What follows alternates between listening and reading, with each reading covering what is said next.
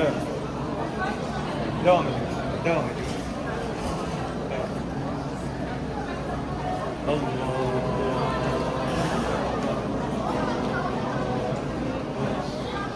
Şöyle bitişin.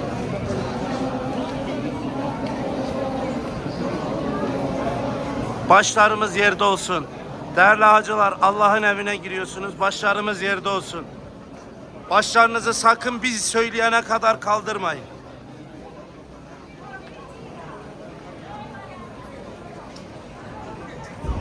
Allah ben bir müsaade edin.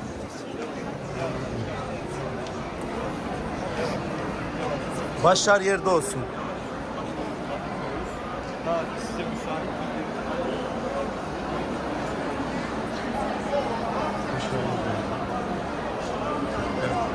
Dikkatli bir şekilde, kimseye gitmeden, acele etmeden biz sizi takip ediyoruz. Evet. Başlar yerde olsun.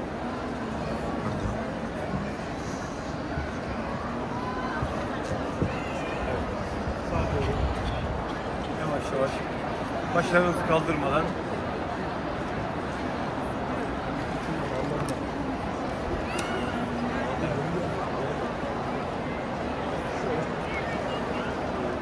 Başlar yerde olsun.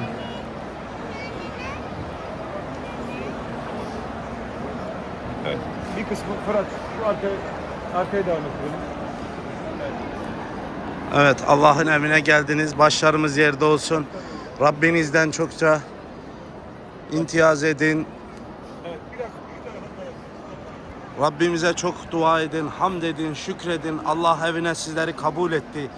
Şu anda Beytullah'ın karşısındasınız. O yüzden başlarımız yerde olsun. Başlar. Yani sona doğru devam etsinler. İsmail abi. Arkaya doğru devam etsinler.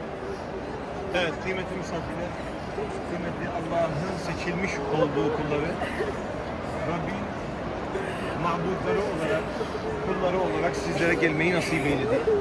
Allah'ın beyti, Allah'ın evinin civarındayız. Yeryüzünde siz Adem oğulları ve Havva oğulları ve gökyüzünde meleklerin tavaf etmiş olduğu, yeryüzünde yerin altında tavaf etmiş olan cinlerin tavaf etmiş olduğu o Allah'ın beytindesiniz. Allah Resulü sallallahu aleyhi ve sellem Kabe'yi gördüğünde yapmış olduğu dua ile başlıyoruz. Başlarınızı kaldırın dediğimizde o zaman başınızı kaldırın inşallah. Benimle beraber tekrarlayın. Bismillahirrahmanirrahim. Salatu vesselamu ala seyyidina ve nebiyyina Muhammedin sallallahu aleyhi ve sellem.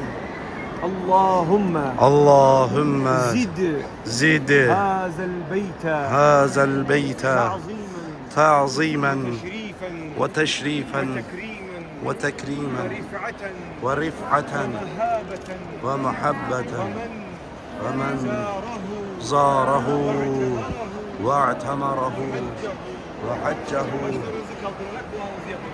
Evet, kaldırın başlarınızı, bakın Beytullah'a.